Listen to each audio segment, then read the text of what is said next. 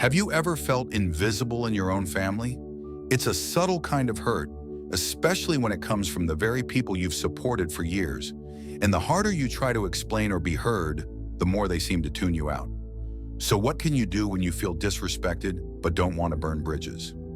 In this video, we'll explore 7 powerful ways to respond to family disrespect without getting angry, begging for attention, or losing your sense of self.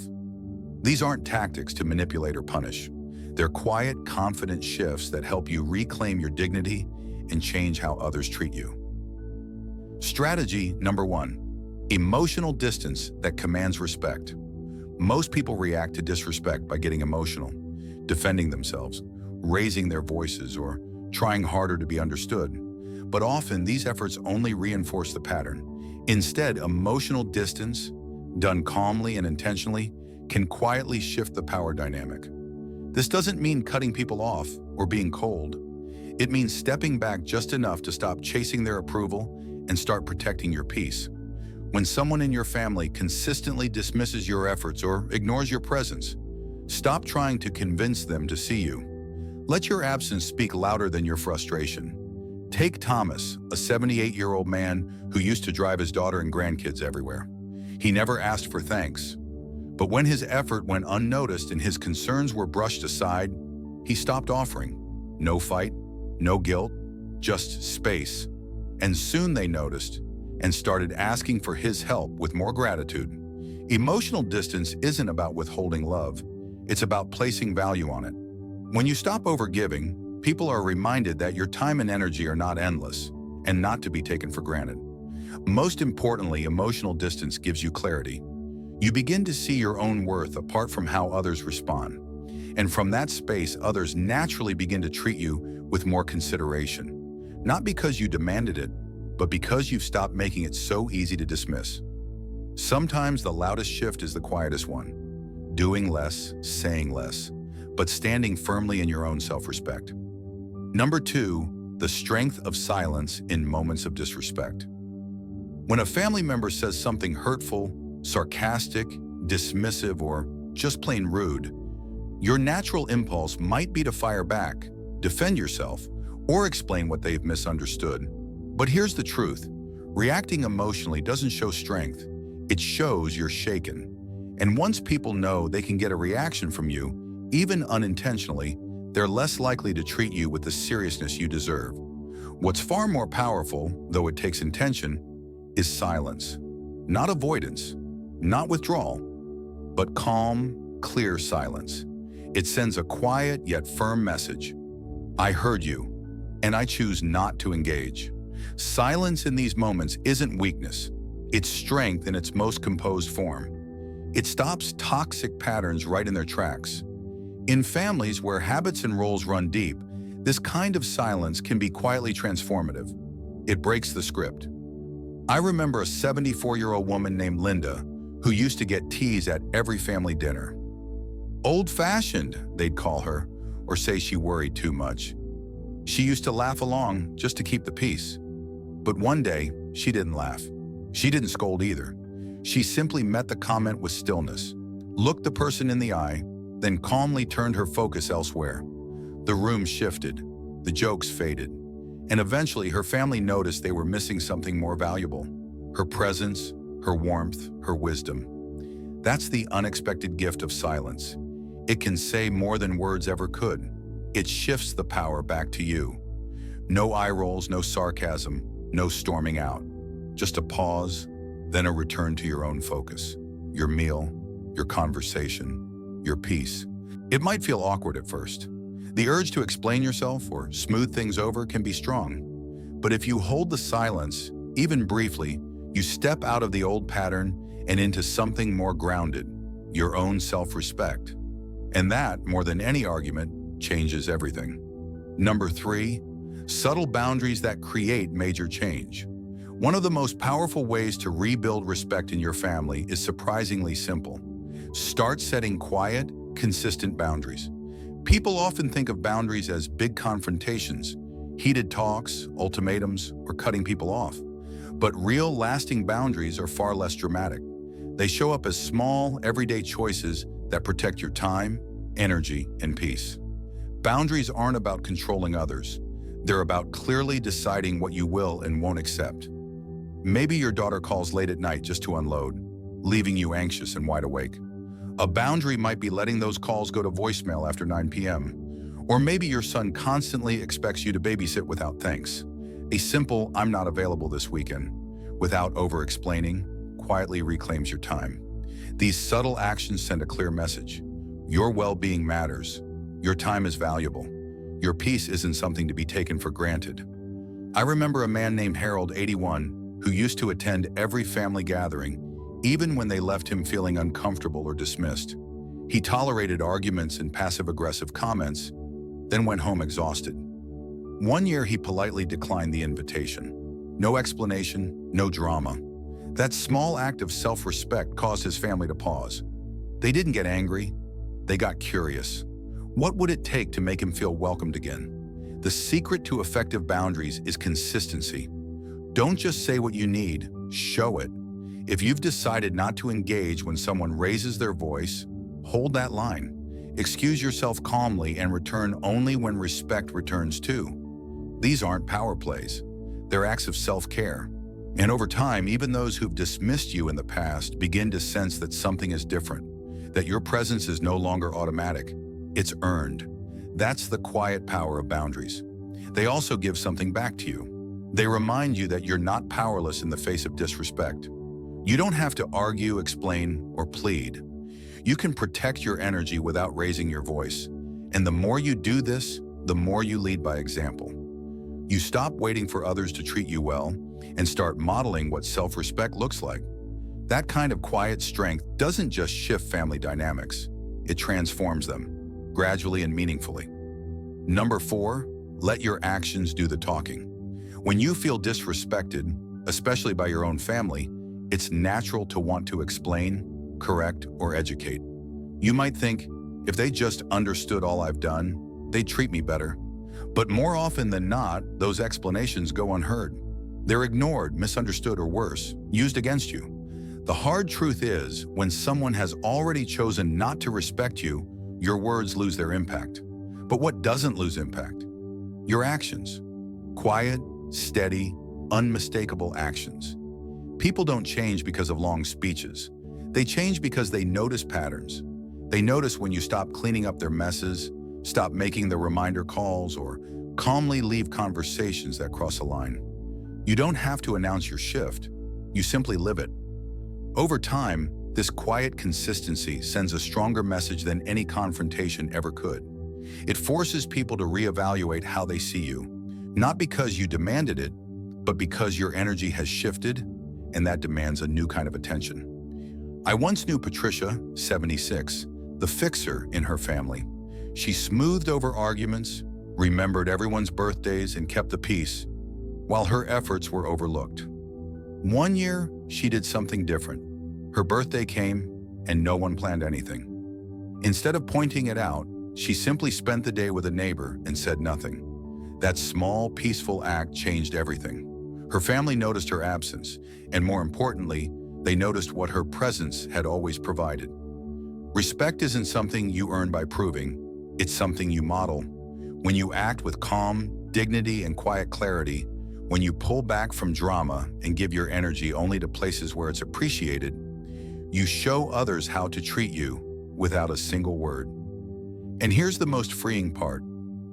When you stop trying to convince others to value you, you create space to start truly valuing yourself. You move from constantly reacting to calmly leading, not others but yourself. You stop asking, "Why don't they see me?" and start asking, "What can I do for me today?" That's the kind of leadership that doesn't need a microphone. It doesn't shout. It just stands a little taller, speaks a little softer, and draws respect, not with demands, but with presence. Number 5, self-respect routines that shift how you're seen. After years of showing up for others, no matter how you're treated, it's easy for your value to go unnoticed. People begin to take you for granted. That's why when respect fades, the most powerful move you can make isn't demanding recognition. It's quietly reclaiming it by taking better care of yourself. Not in grand, dramatic ways, but through small daily acts that reinforce your own worth. It might mean getting dressed in the morning in a way that makes you feel sharp, not to impress, but because you matter. It could be eating your meals at the table instead of on the couch, or keeping your home peaceful and clean, not for visitors, but for your own comfort. Maybe it's a daily walk, listening to music that lifts your spirit, or reading something that challenges your mind. These aren't indulgences, they're reminders. To yourself first, and eventually to those around you. You're saying without words, my time, my presence, my life, they matter. I remember Richard, 80, who had spent most of his life caring for others. Over time, his family began treating him like he had little left to offer. But instead of confronting them, he made a quiet shift. He got a fresh haircut. He started attending classes at the community center. Slowly, his posture changed. He smiled more. His energy lifted, and people noticed. His family began to speak to him differently, ask for his input again. Not because he asked for their attention, but because he stopped carrying himself like someone invisible. When you take care of yourself, people notice. Not because you flaunt it, but because your energy shifts. You stand a little taller, you smile a little more, and curiosity turns into admiration, and admiration into respect. The key is that these routines aren't for them, they're for you. Because the moment you begin showing yourself the love, care, and attention you've always hoped others would give you, you stop needing their validation. And that's exactly when people start offering it, naturally, sincerely, without being asked. The transformation starts quietly inside you, one small act at a time, each choice whispering, I still matter. I always did. Number 6, finding strength and support beyond family. When respect disappears within your own family, it can feel like your world is closing in. The very people you thought you could count on have pulled away or shut you out. That kind of loneliness can make you question your worth. It can trick you into thinking you have no one else to turn to. But here's the truth a few people talk about. One of the quickest ways to reclaim your sense of self-worth isn't by fixing your family, it's by building meaningful connections outside of it. Friends, neighbors, local groups, even kind strangers can provide the kind of support that lifts your spirit, even if they don't share your last name. As people age, it's common for their social circles to shrink. Children move out, old friends grow distant, and gradually you begin leaning more and more on the few family members still around, whether or not they treat you well. That dependence can quietly become emotional quicksand. The good news? It's never too late to grow your circle. Join a weekly group, attend a local class, go to a community event. Even casual conversations with someone at the store or on your morning walk can begin to refill what disrespect at home has drained. I remember Teresa, 82. She felt invisible in her own home. Her son rarely visited, and her grandkids kept their distance. Then she began volunteering twice a month at a local community kitchen. Not because she had loads of free time, but because she needed to feel useful again. Within weeks, something changed. She smiled more, carried herself with renewed energy. And when her son did eventually visit, he noticed. "You seem different, Mom," he said. She was, because her world had grown bigger than just him. These outside relationships aren't a replacement for family. They're reinforcements. They remind you that your wisdom, your kindness, your presence, they still matter. That your voice deserves to be heard. When your entire identity is wrapped up in people who don't respect you, it's easy to lose sight of your worth.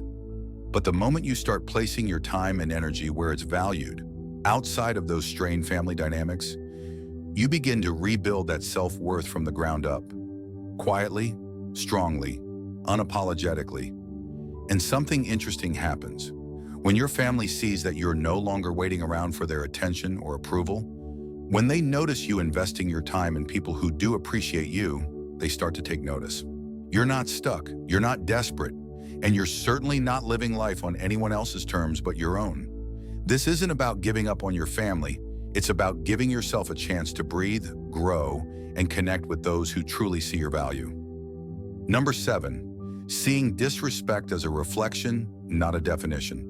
When someone in your family treats you with disrespect, it's natural to take it to heart. You might wonder if it reflects who you are, if it means you failed somehow as a parent, a sibling, or a loved one. But often the truth is something else entirely. Disrespect usually isn't rooted in clarity or truth. It comes from pain, confusion, and projection.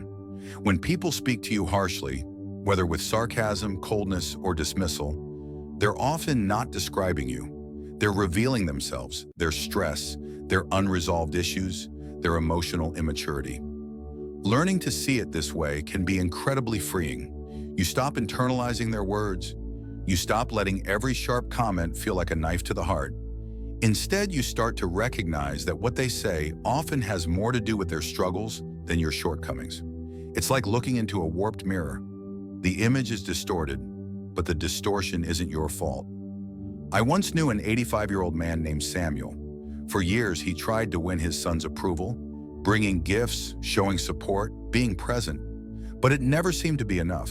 His son still hurled hurtful lines like, "You were never there when I needed you," or "You just don't get it." Instead of arguing or defending himself, Samuel began to really listen. And one day he said, "I realized he wasn't talking to me. He was talking to the version of me he remembers, the one in his mind." That insight shifted everything. Samuel kept showing up, but he stopped carrying guilt for things he'd already made peace with. Over time, even his son's tone began to change. This is the quiet power of grace. Grace doesn't mean you excuse bad behavior. It means you understand it well enough not to let it define you. And once you start doing that, something inside begins to settle.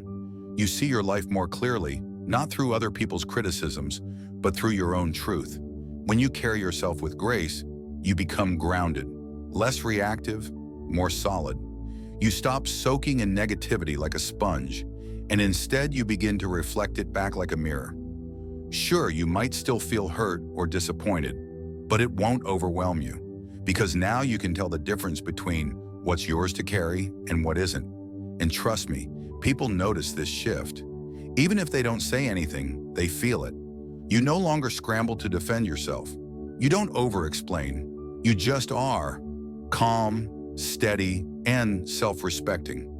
That kind of energy has weight, and that weight eventually becomes respect. Not because you demanded it, but because you embodied it. If your family has ever made you feel small, ignored, or not enough, I want you to remember something. You are not powerless. You don't need to raise your voice to be heard. You don't need permission to live with dignity.